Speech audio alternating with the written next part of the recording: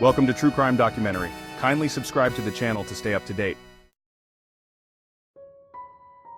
One of the most shocking and mysterious cases in Canada's criminal history remained unsolved for nearly half a century, leaving many to lose hope of ever uncovering the truth.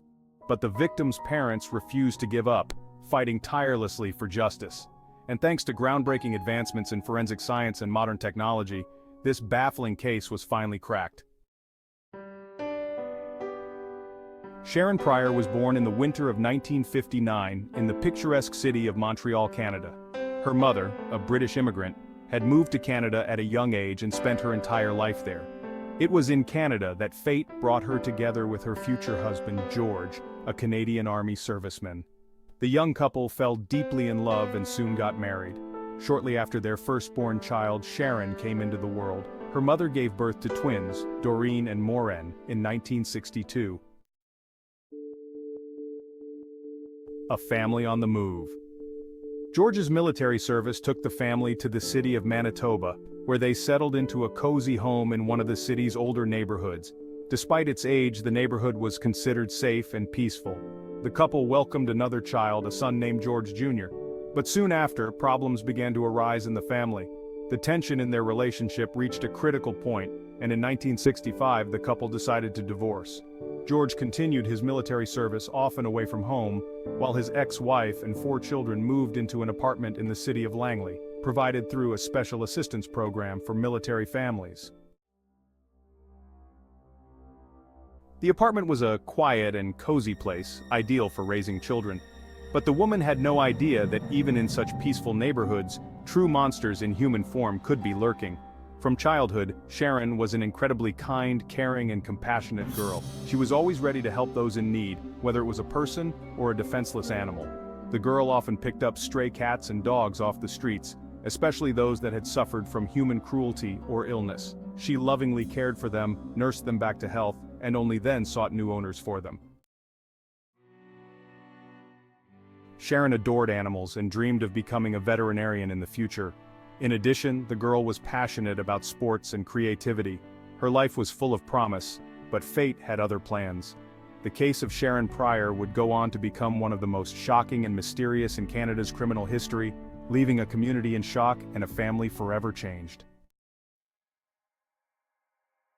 Sharron Prior was a bright and talented young girl who attended a hockey club, art classes, and even took needlework lessons. Her future seemed full of promise, with a wealth of bright events and accomplishments awaiting her. Her mother couldn't be more proud of her eldest daughter, who was growing up to be independent, responsible, and sensible beyond her years. Sharon always tried to avoid bad company and trouble, but unfortunately, even this did not save her from a fatal encounter with true evil. In 1975, life was going on as usual for the Prior family. 16-year-old Sharon, like all teenagers, was facing typical problems and difficulties for her age. She loved trendy music and stylish clothes, which her parents did not always approve of. In addition, the girl had started dating a boy named John, who had been in love with her since the 4th grade. He had finally managed to win Sharon's heart, and the young couple began seeing each other. They often hung out with friends and seemed like the perfect match. Seeing their sincere feelings, the girl's parents supported the relationship. According to Sharon's mother, she and her daughter never had any serious arguments. There was always mutual understanding and respect between them. The girl was surrounded by only good people, but even they could not protect her from the terrible tragedy that shattered the life of the entire family. March 29, 1975 began like any ordinary day. Sharon woke up and had breakfast while her mother was out shopping for Easter groceries and gifts. Upon returning home, the woman brought the purchases inside, and her eldest daughter helped put them away. This day was supposed to be special for the whole family. The mother's friends were planning to visit with their son Stephen, as well as her boyfriend. Sharon spent most of the day painting Easter eggs and preparing for the holiday. Stephen arrived before the other guests and played with the girl's younger brother after school. Sharon and Stephen were going to stop by the local sports association, which, in addition to sports, also did needlework. The girl was supposed to pick up a special jacket there called Leo, named after one of the organization's founders who had died of leukemia. This jacket was a symbol of membership in the association, but it was not simply handed out. To earn such a reward, children had to prove themselves, for example, by selling lottery tickets. Sharon really wanted to deserve this jacket and managed to sell enough tickets. Therefore, she eagerly and proudly went to the association to collect her prize. But disappointment awaited the girl. There was no jacket in her size available. Saddened, Sharon had to return home empty-handed with Stephen. A night of unsettling silence. Sharon's mother, despite her initial calm, couldn't shake off the feeling of unease as the hours ticked by and her daughter failed to return home. She had allowed Sharon to go to the local marina pizzeria many times before, but this time, something felt off. As the night wore on, the woman's worry turned to fear, and she began to make calls to Sharon's friends, hoping to find out where she might be. A desperate search. The mother's worst suspicions were confirmed when neither Sharon's girlfriends nor her boyfriend John had any idea about her whereabouts. The neighbor girl, who had parted ways with Sharon on the street, confirmed that she had not seen her since. A conversation with Mary, Sharon's closest friend, only added to the mother's growing concern. It was clear that something was terribly wrong. A community in shock. As the news of Sharon's disappearance spread, the community was left in shock. The girl's friends and acquaintances were all questioned, but no one seemed to have any information about her whereabouts. The police were called, and a search party was organized, but as the sun began to rise on a new day, there was still no sign of Sharon. The Prior family's world was turned upside down as they struggled to come to terms with the disappearance of their beloved daughter. The mother's initial worry had turned to despair, and the family was left to face the unthinkable. As the investigation into Sharon's disappearance began, the family could only hope that she would be found safe and sound. But as the hours turned into days, and the days turned into weeks, the family's hopes began to dwindle. A desperate search for answers. The mother's anxiety reached a boiling point as she learned about the attack on Cheryl Roy, a 23-year-old woman who had been assaulted near the pizzeria. The description of the attacker, a tall, dark-haired man with blue eyes and a mustache, sent chills down her spine. She realized that the place and time of the attack coincided with the route her daughter usually took, and she immediately went to the police. A large-scale search operation. The police launched a large-scale search operation, and hundreds of concerned citizens joined the search. They were given a photo and description of the 16-year-old schoolgirl, and they combed every corner in the hope of finding her.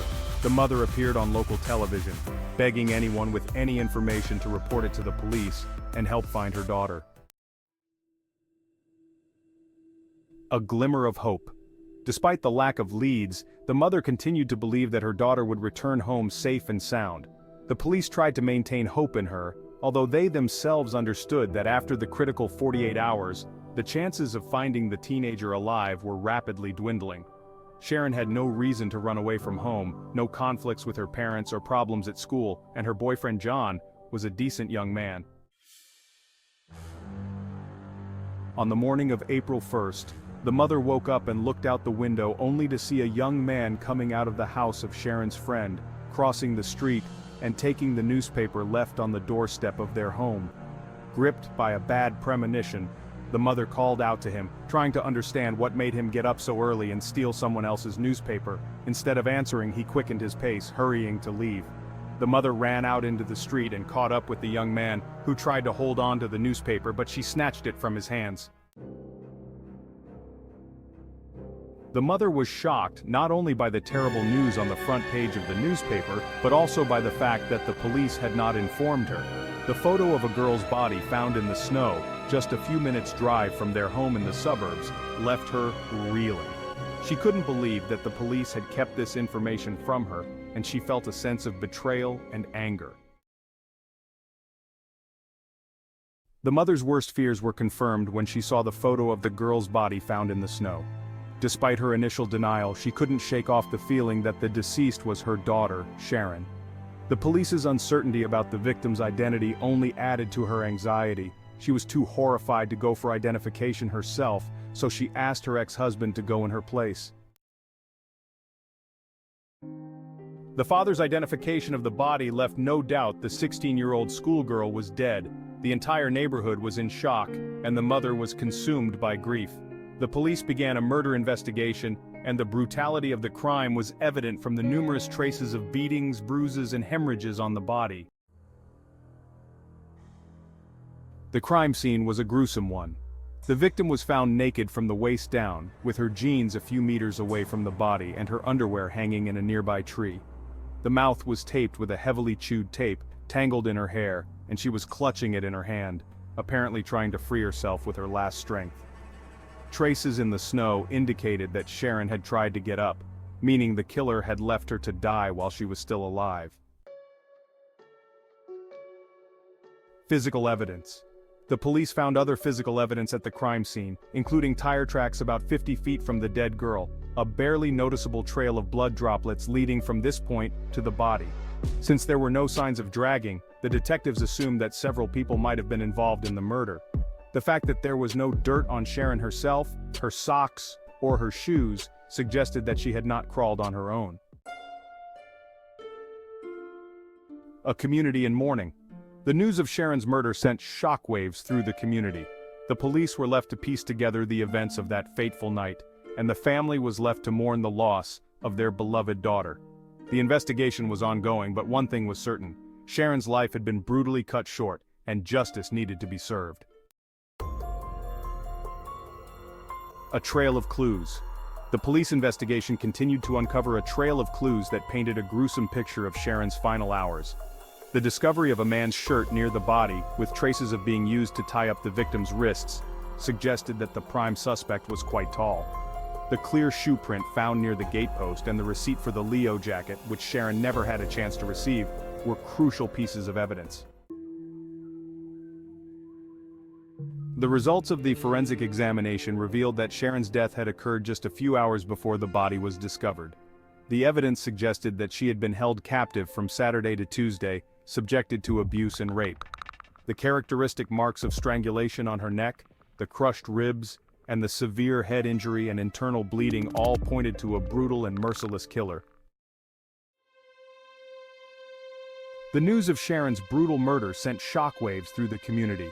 Hundreds of townspeople came to the local Presbyterian church to say goodbye to Sharon. Her mother was paralyzed by grief, consumed by the desire for the murderer to be caught and punished as soon as possible. The investigation revealed a pattern of violence that went beyond Sharon's murder. A similar crime had been committed against a minor in Canada on July 9, 1974, when 12-year-old Norma O'Brien was brutally killed. The striking parallels between the murders of Norma and Sharon, including the partial undressing, brutal beating, and strangulation, led to the idea that the crimes could have been committed by the same maniac. However, the investigators had no leads. Tragically, another girl went missing on June 23, 1975. 14-year-old Debbie Pfizer was returning home on a red bicycle but never arrived. The next day, her naked body was found in the woods. Unlike the previous victims, Debbie had not been raped. The investigation continued, but the lack of leads and the brutality of the crimes left the community in a state of fear and uncertainty. The investigation into Debbie Pfizer's murder led to a 17-year-old boy being arrested and confessing to the crime. Due to his minor status, his name and photo were not disclosed. The killer recounted how he had spotted Debbie riding her bicycle and had planned to attack her. He pretended to be crying, and when Debbie stopped to help him, he grabbed her and struck her on the head with a rock. The schoolgirl lost consciousness, and the killer attempted to rape her but failed. Enraged, he hit her again, killing her. The killer also confessed to killing Norma O'Brien a year earlier, but he insisted that he had nothing to do with Sharron Prior's death. He had a confirmed alibi at the time of her demise, and was not considered a suspect in this case. He was convicted only for the murders of the two other girls, and due to his minor status, the punishment was not too severe. Meanwhile, the investigation into Sharron Prior's murder continued to stall. The police had collected a lot of evidence, but it had not led them to the murderer. 13 months had passed, and the investigators still did not have a prime suspect. They had questioned 38 individuals who had crossed paths with Sharon on that fateful evening, but everyone was released for lack of evidence. The victims' close friends were not overlooked, but all of them had alibis. The investigation had reached a dead end, and it seemed that all leads and clues had turned out to be false. Sharon's mother was the only one who had not given up. She could not come to terms with the loss and continued to search for at least some details that would shed light on the circumstances of her daughter's death. She believed that on that evening, Sharon could hardly have walked far from the house, and one of their neighbors was supposed to be returning from work. The mother's determination to find justice for her daughter kept the investigation alive, even when all hope seemed lost. A narrow window of opportunity. The investigation into Sharon's murder continued to focus on the narrow window of opportunity the perpetrator had to abduct her. The man who claimed to have walked the same route every day, including the ill-fated day, denied seeing Sharon on the trail. However, considering that Sharon did not make it to Marina, it was clear that she must have been intercepted almost immediately after parting with her friend. The perpetrator had managed to fit into this narrow time frame perfectly, abducting the schoolgirl without being seen by anyone. A perfect crime? The investigators never managed to find a witness to the attack, leading them to believe that it was a perfect crime. However, the grief-stricken mother was convinced that it was worth taking a closer look at all the residents of their street. She believed that one of them might have noticed a suspicious stranger or recognized him if the attacker himself lived nearby. A profile of the killer. The detectives were inclined to believe that the killer and rapist was a fairly young guy who most likely still lived with his parents. They suspected that he had certain mental deviations, perverted fantasies, or something similar that provoked rage and hatred towards women in him. The police also suspected that this attack was not his first, and that if the maniac was not stopped soon, it might not be the last. A possible connection to another crime. The investigators considered the possibility that the elusive knife-wielding attacker who had assaulted another girl named Cheryl around the same time might have been involved in the crime. Despite all the efforts of the police, he still could not be found. However, the likelihood that two maniac kidnappers would be operating simultaneously in one of the city's quietest neighborhoods was extremely low. Therefore, the detectives assumed that the attack on Cheryl and Sharon's murder were committed by the same person. The criminal's behavior indicated that he was well-oriented in the area, able to move about unnoticed, leaving no traces and arousing no suspicion among local residents. The investigators agreed with the victim's mother that the killer most likely lived somewhere nearby. His nature was defined as sadistic, and people with such perversions usually act according to a certain pattern. They present themselves as charming and sweet, trying to attract gullible victims, but eventually become increasingly cruel and demanding. The police considered it necessary to carefully check all residents of the neighborhood who had convictions for harassment and domestic violence. However, first and foremost, the investigators sought to track down the mysterious knife-wielding attacker who had targeted Cheryl. He fit the killer's profile perfectly with low communication skills, a preference for communicating with the help of a cold weapon, lack of success in life, and low intelligence. This personality type had literally left its imprint on Sharon's mutilated body, judging by the severity of the beatings. The investigation into Sharon's murder had led the police to believe that they were dealing with a serial killer. The killer's modus operandi, which included the use of brute force and a lack of restraint, suggested that he was a maniac who needed to be stopped as soon as possible. However, at the time, the police were hindered by the lack of modern technologies such as DNA analysis, surveillance cameras, and phone tracking. The killer took advantage of this to strike again, 6 years after the discovery of Sharon's mutilated body. On March 20, 1981, 12-year-old Tammy Leakey became the sadist's victim. The examination of Tammy's remains was carried out by the same experts who had investigated the murder of the maniac's first victim, and they immediately noticed the striking similarity in the criminal's modus operandi. This became additional evidence in favor of the serial killer theory. Tammy had been visiting her grandmother when she disappeared, just a few blocks from the house where she was staying. The only find on the girl's way to the store was her glasses, which were lying on the sidewalk. A witness was found who had seen a man in a beige raincoat jump out of a small red car and forcibly push a screaming girl into the vehicle. That same evening, a barely alive Tammy was discovered out in the open. A man called the police station and told them about the terrible find. The poor girl was lying on the ground, naked, covered only with her own clothes. Medics desperately fought for the child's life, but the injuries were incompatible with life. The girl had been strangled, although there were no signs of rape on her body. Traces of male semen were found on her belongings. As in the previous case, the attacker acted remarkably sloppily, leaving behind a lot of evidence. However, none of it brought the investigation closer to solving these horrific crimes. Despite the persistent efforts of the detectives, the investigation reached a dead end. At this time, similar attacks on young girls and little girls were also taking place in neighboring regions of Canada. In particular, in 1978, the body of 17-year-old Lisa Blah was found dead in Montreal, just a few meters from her own home, early in the morning. The police were starting to see a pattern of violence emerging, with multiple young girls being targeted by a serial killer. The lack of progress in the investigation was frustrating, and the police were under pressure to catch the killer before he struck again.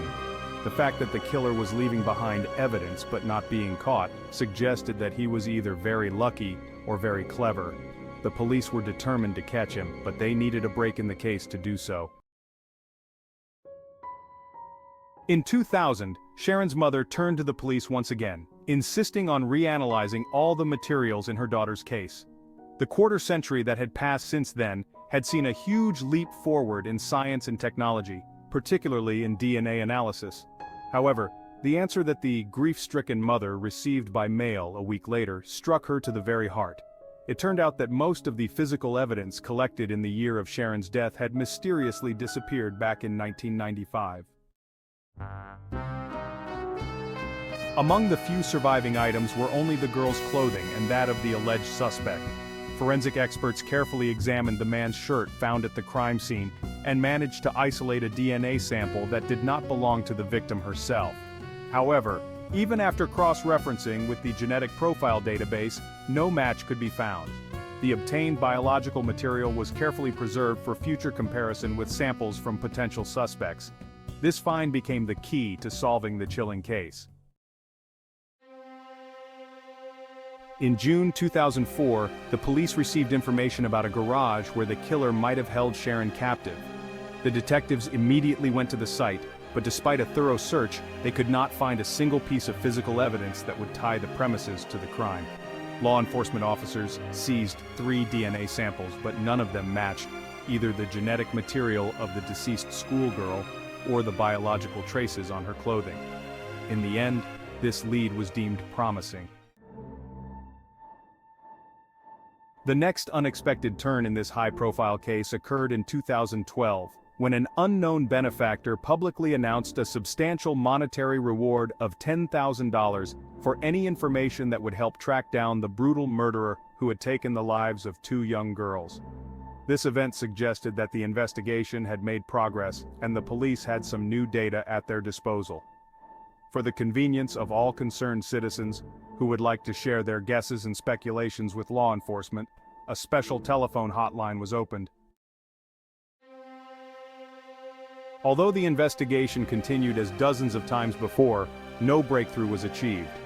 The investigators returned once again to the unsolved episode with the attack on Cheryl, hoping to finally establish the identity of the perpetrator. The girl who had chased away the knife-wielding attacker and managed to get a good look at his face agreed to undergo a hypnosis session. In an altered state of consciousness, she would try to recall every detail of the attacker's appearance, hoping to provide a crucial lead in the case. The investigation had been ongoing for decades, but the police were determined to solve the case. The hypnosis session was a glimmer of hope in a case that had gone cold. The police were counting on the girl's testimony to provide a breakthrough, and they were willing to try anything to catch the killer. The case was a complex web of clues and dead ends, but the police were determined to untangle it and bring justice to the victims and their families. The investigation into Sharon's murder took a new turn when a witness was shown photographs of various men, including the infamous serial killer William Patrick F. The witness identified Patrick as bearing a strong resemblance to the man she had seen. Patrick was a Canadian maniac whose guilt in the deaths of 5 women in Montreal had been proven in court. Although he claimed to have had at least 9 victims, the rest of the bodies could not be found. The detectives had long suspected that Patrick might be involved in the murders of young girls, and had tried to find a connection between him and these chilling crimes. However, Patrick persistently denied his guilt, claiming that he had first taken someone's life no earlier than 1979. Recall that Sharon was brutally killed back in 1975. The charges against Patrick in this case remained mere assumptions. Law enforcement officers then tried to link the deaths of the schoolgirls with other dangerous Canadian criminals. Suspicion fell on Mike French, a member of the notorious Montreal motorcycle club, the Satans. In 1975, when the bloody massacre of Sharon took place, Mike lived in the same area. 2 years later, he moved to another city with his parents. French's acquaintances characterized him as an extremely aggressive and cruel person, quite capable of killing a child. There were even several witnesses who allegedly heard Mike boasting about his involvement in Sharon's brutal murder. However, fortune turned its back on the law enforcers. In November 1982, during a bloody showdown between rival gangs, French was shot dead. He took all the secrets about his possible involvement in the attacks on the girls to his grave. By the way, the police failed to solve his own death as well. All these versions remained nothing more than theoretical speculations, which had no solid evidence to support them. A family's quest for justice. The inconsolable Prior family was extremely disappointed with the unprofessionalism of the investigators, who were unable to establish the identity of the real killer. The relatives of the deceased girl swore to seek just punishment for the scoundrel who had abused their child until their last breath. The case remained unsolved, but the family's determination to seek justice kept the investigation alive. A mother's quest for justice. Sharon's mother viewed this grueling fight not only as a matter of honor for her family, but also as a moral obligation to all parents whose children were ruined by perverts and sadists. In 2019, the disconsolate woman took part in the filming of a TV show, along with 9 other families devastated by similar tragedies. They publicly accused law enforcement of incompetence and negligence. Police representatives refused to be present in the studio during the interview. A breakthrough in the case. The long-awaited breakthrough in this high-profile case did not occur until June 2022, thanks to the latest advances in genetic genealogy. Experts managed to find a DNA profile in the database that matched the sample taken from the man's shirt at the scene of Sharon's murder. The most likely owner of the genetic material turned out to be Franklin Romine, who had died under mysterious circumstances back in 1982. His remains had to be exhumed to carry out all the necessary analyses. Confirmation of the suspect. On May 23, 2023, the connection between the biological traces found at the crime scene and the DNA of the late Franklin was officially confirmed. Roman's appearance fully matched the characteristics of the suspect provided by witnesses. The man lived in the area where the abduction took place, and his car perfectly matched the tire tracks found near the unfortunate Sharon's body. Franklin had a dark criminal past. In particular, he had already been convicted of assault and rape. All these facts finally allowed the dots to be connected in this chilling story. Closure for the family. There was no one to put in the dock, of course, but at least the investigators were able to officially close the case and inform the victims' relatives who had committed this heinous crime. The murder of the 16-year-old schoolgirl was solved thanks to modern DNA analysis techniques and the persistence of her loved ones who had tirelessly sought the truth for nearly half a century.